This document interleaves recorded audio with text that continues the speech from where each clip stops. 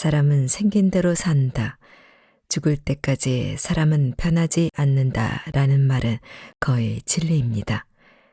아마도 나이가 지긋한 분들이라면 이 말을 다 인정할 거예요. 잠깐 변하는 모습을 보일 수는 있어도 오랜 세월이 지나면 결국 그 인간은 또 그 인간일 수밖에 없다는 결론에 이르죠. 저도 아주 동의하는 바입니다. 본성은 달라지지 않을지라도 저희 아빠는 물건을 잘 늘어놓고 정리를 거의 하지 않습니다. 험담 아닙니다. 저도 똑같으니까요. 자폭입니다. 그런데 저희 엄마는 그와는 완전 반대로 청소 자격증이 있었다면 1급을 땄을 법한 청소의 여왕이에요. 제가 어려서부터 가장 자주 혼난 이유도 바로 그 청소 때문이었고 그 깔끔함에 저희 아빠도 살아남기 어려웠습니다. 청소의 여왕에게 굴복하지 않으면 살아갈 수 없었어요. 그런데 아빠가 이제 70살쯤 되시니 엄마보다 청소를 잘합니다. 가끔 저희 집에 오시면 더럽다고 혀를 내두르시기도 해요. 다 아빠 유전이구나. 다 아빠 잘못이구나. 그래도 난 이 정도는 아닌 것 같은데 하시며 자책 아닌 자책을 하고 씁쓸해 하시죠. 그 모습을 보는 저는 약간 어이가 상실됩니다. 저분이 언제부터 저랬을까? 나이가 들어 여성 호르몬이 나와서 저렇게 깔끔해진 걸까? 다른 사람도 아니고 아빠가 내 집을 보고 더럽다고 할 수 있는 건가 싶죠. 이제는 엄마가 옷을 늘어놓으면 아빠가 정리합니다. 이런 것을 보면 정말로 사람은 죽을 때까지 변하지 않는다는 말이 맞는 걸까 싶어요. 저희 아빠는 변해도 너무 변했거든요. 누가 보면 태생부터 깔끔했는 줄 알 정도로요. 어떤 70살 된 남자가 매일 청소기를 돌리고 입을 털고 엉덩이로 주저앉아 손걸레질을 하고 설거지를 하나요? 아빠의 셋 딸은 어느 날 아빠에게 물었습니다. 아빠, 어떻게 이렇게 사람이 변해? 이제 집이 더러운 게 보이는 거야? 더러운 게 이제 싫은 거야? 아님 청소가 즐거워진 거야? 아빠의 대답은 역시나 또 한 번 인생 불변의 진리를 깨닫게 해주었습니다. 아니, 나는 아직도 왜 청소를 해야 하는지 모르겠어. 왜 물건을 정리해야 하는지 이해가 잘 안 돼. 그냥 엄마가 평생 이런 나랑 살기 힘들어 했으니까 이제라도 맞추면서 사는 거야. 늙어서 엄마한테 잘 보여야지. 계속 옛날 모습으로 살면 이제 갈 데도 없어. 그럼 그렇지. 사람 안 변합니다. 역시 저랑 똑같아요. 저희 아빠와 그의 딸들은 어차피 또 어질러질 물건을 잘 치우지 않는 종족으로 타고났죠. 아빠는 그저 노력한 겁니다. 깔끔 코스프레죠. 그런데 아빠는 그런 자신의 본성을 알고 있고 그것을 미워하거나 나쁜 점으로 생각하지도 않았습니다. 정리를 왜 해야 하는지 이해할 수 없는 것은 여전히 이해할 수 없다고 말해요. 다만 필요할 때 상황에 따라 본성을 거스르기도 하고 타인에게 맞추기도 할 뿐입니다. 내 존재는 잘못이 아니다. 내가 생각하는 미숙함이 어떤 상황에서는 또 어떤 사람에게는 미숙함이 아닐 수 있어요. 그러나 다른 상황에서나 다른 사람에게는 미숙함일 수 있죠. 그 사실을 알면 되는 거예요. 무작정 자신을 부정하고 외면하는 것이 아니라 언제 나를 오픈해도 되는지, 누구에게 나를 보여줘도 되는지를 알면 됩니다. 청소의 여왕 앞에서는 깔끔 코스프레를 떨면 되고 똑같은 종족인 제 앞에서는 솔직하게 물건 정리할 필요성을 못 느낀다고 말해도 됩니다. 전혀 부끄러워할 이유가 없죠. 우리 종족에게 그것은 미숙함이 아니라 그냥 자연스러움이거든요. 내가 싫어하는 나의 성격들이 있어요. 의존적이거나 공격적이거나 예민하거나 느리고 무기력한 성격 같은 것들이요. 부모에게 꾸중을 듣거나 거부되었던 모습, 나를 힘들게 했던 사람의 모습 등이 나에게서 보일 때면 스스로 미워하며 고쳐야 할 점이라고 생각할 겁니다. 그런데 그런 모습들은 하루아침에 그냥 생긴 것이 아니죠. 나의 타고난 기질, 성향, 그리고 가정에서 학습된 성격, 부모의 양육 태도, 성장 과정에서 만난 다양한 사건과 경험의 합작입니다. 오늘날의 내 모습은 나의 생물학적, 심리학적, 사회적, 역사적 축적물이라는 것입니다. 내가 그 축적된 내 모습을 미워하고 거부하고 있다면 우리는 과연 누구를 미워해야 마땅한가요? 타고난 나를 그렇게 키운 부모, 나에게 경험을 준 친구, 또는 그 사건, 아니면 애초에 나를 태어나게 만든 신의 잘못인가요? 우리는 아무에게도 손가락질할 수 없어요. 나 자신을 포함해서 말이죠. 그리고 손가락질할 이유도 없죠. 내 존재는 잘못이 아니니까요.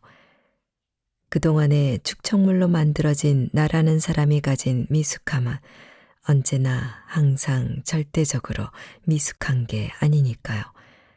때로는 그 미숙함 때문에 누군가와 대화가 통하고 공감대를 형성하며 편안함을 주기도 하고 인간적인 매력을 느끼기도 합니다.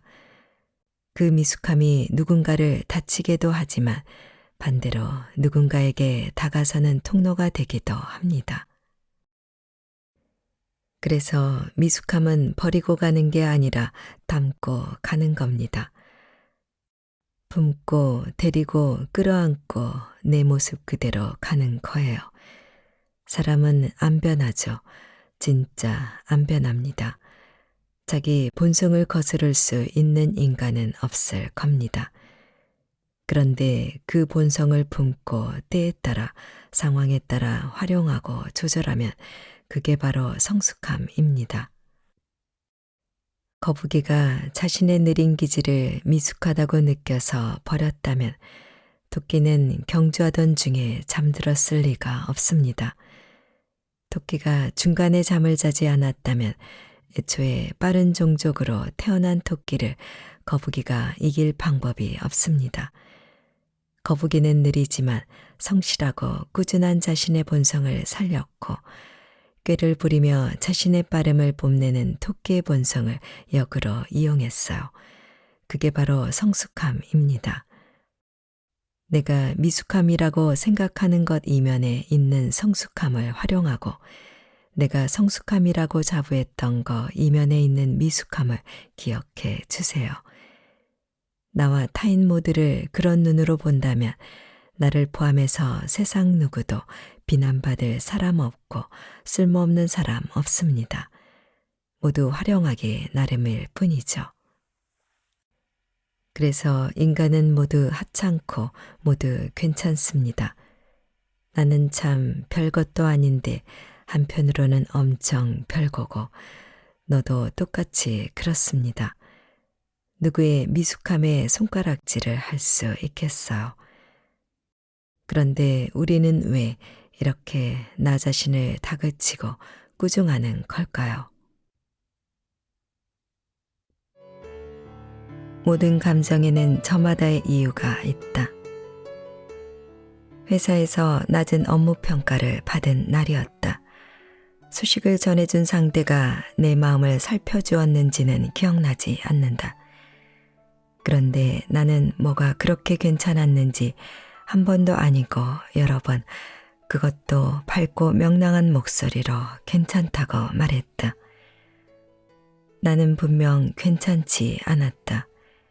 예상치 못한 갑작스러운 결과에 당황했고 실망스러웠다. 열정을 쏟았던 일들이 허무하게 느껴졌고 눈치 보느라 너덜너덜해진 몸과 마음이 피로했다. 그러나 순간 부정적인 감정을 피하고 싶었던 나는 쿨한 척했다. 분노와 슬픔, 서운함과 외로움을 마음속 깊숙이 숨긴 채 위축됐다. 괜찮지 않은데 괜찮은 척해버린 내가 수치스러워 술을 마시며 몸과 마음을 마비시켰다. 감정으로부터 도망친 건 이때뿐이 아니었다. 서러움에 복받친 어느 점심시간엔 카페 구석자리에서 따뜻한 두유라떼를 마시며 눈물을 삼켰고 때론 피우지 않을 담배를 총알을 장전하듯 가방에 숨겨두고 만일의 감정에 대비한 때도 있었다. 쉽사리 흔들리는 마음을 멈춰보려고 애써도 쉬 멈춰지지 않을 땐 불면의 밤을 보내기도 했다. 어떻게 하면 나쁜 감정들을 잘 피해갈 수 있을지 알고 싶었고 그 어떤 감정에도 휘둘리지 않을 강한 마음을 갖고 싶었다. 그 과정에서 스스로를 질책하고 다그치느라 우울함을 더하기도 했다. 그러다 마음에 대해 깊이 배우면서 나는 알게 됐다. 흔들리는 마음은 전혀 잘못된 게 아니라는 것을. 괜찮지 않은 것은 부끄러운 것이 아니며 오히려 괜찮은 척 지나간 순간이 오래도록 내 안에 남아 고통을 준다는 사실을 말이다. 나쁘게 생각해야 할 감정은 없었다. 부끄러워야 할 감정도 없었다. 감정은 단지 신호일 뿐이었다. 원하는 것이 충족됐을 때는 긍정적인 감정이 올라오고 좌절되면 부정적인 감정이 올라온다. 이 신호에 귀 기울여야 나의 욕구를 알 수 있고 그의 적절한 노력을 기울일 수 있었다. 오직 나에게 필요했던 것은 유리처럼 깨지기 쉬운 마음을 조심스럽게 두드리는 자기 공감이었다. 어쩌면 우리 모두 알고 있다. 이 쓸쓸함은 덮어둔다고 사라지지 않을 거라는 것을. 이 죄책감이 그저 외면에서 해결될 문제가 아니라는 것을 말이다. 각자의 삶에 들어온 힘든 마음들을 우리는 경험할 수밖에 없다. 그 과정이 고통스러울지라도 마음과 더불어 살아가고 알아주고 변화시키는 방법을 배워야만 한다. 그것이 삶이다. 성장이고 치유다.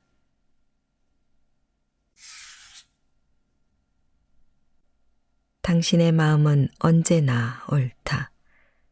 외로움에 대하여. 외롭다는 말은 흔하다.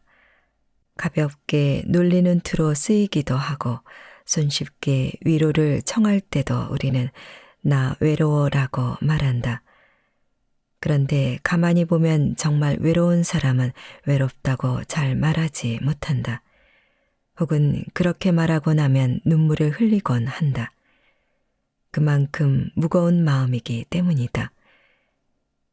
이 세상에 나 혼자인 것 같은 내가 죽을 만큼 아파도 아무도 내 마음을 모를 거라는 생각.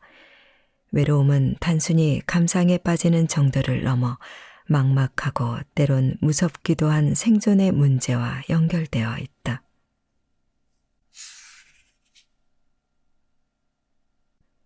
죽음 앞에서 삶을 찾고 싶다. 중년에 접어든 정은 씨는 최근 유방암 초기 진단을 받았다. 그날은 담담했는데 시간이 지날수록 감당하기 힘든 감정에 휩싸였다. 결혼 후 아이를 낳고 키우고 동시에 경력을 쌓는 과정이 쉽지는 않았다. 그렇지만 누구나 겪는 일이고 이 정도면 잘 살고 있다고 생각했다. 그런데 막상 암이라는 진단을 받고 죽음으로 향한다고 생각하자 한없이 외로웠다. 가족들은 당연히 걱정하고 함께 해줄 것인데도 별로 얘기하고 싶지 않았다. 아무에게도 말하고 싶지 않은 그 상태가 서러웠다. 아무에게도 말할 수 없었다. 사는 것이 얼마나 힘든 싸움이었는지, 괜찮은 척하고 지냈지만 실은 얼마나 자주 괜찮지 않았는지, 사랑받고 인정받고 싶었지만 애초에 바랄 수도 없는 마음이 사람을 얼마나 초라하게 만드는지를 정은 씨는 오래전부터 힘없이 꺾여버린 마음들을 바라보며 울고 또 울었다. 정은 씨는 자신의 솔직한 감정을 회피한 채 현실과 타협하며 살아왔다.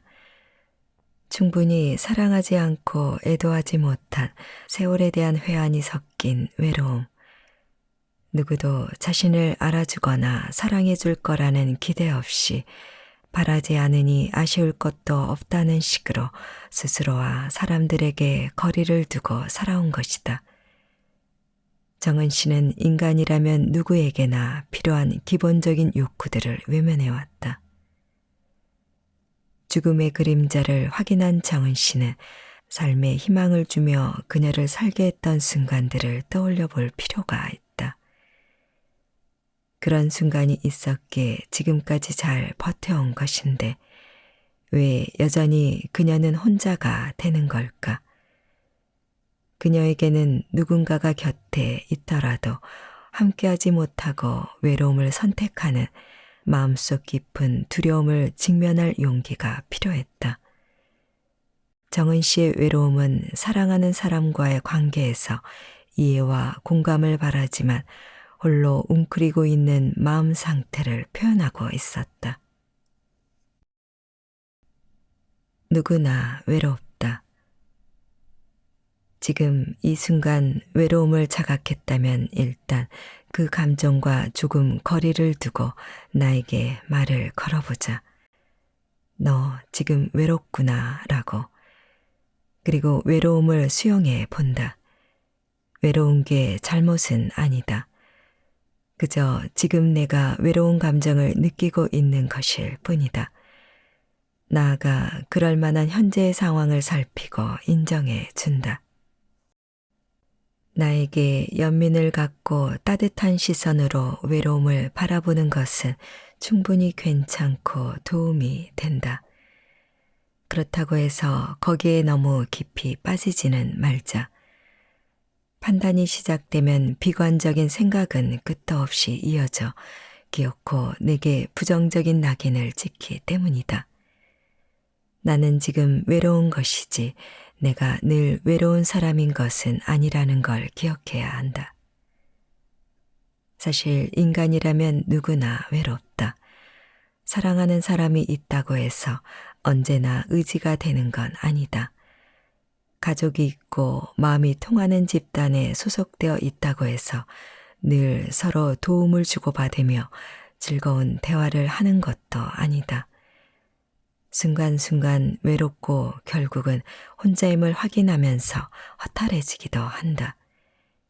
이처럼 나의 외로움을 느꼈다면 이제 우리 모두의 외로움을 객관적으로 바라볼 때다.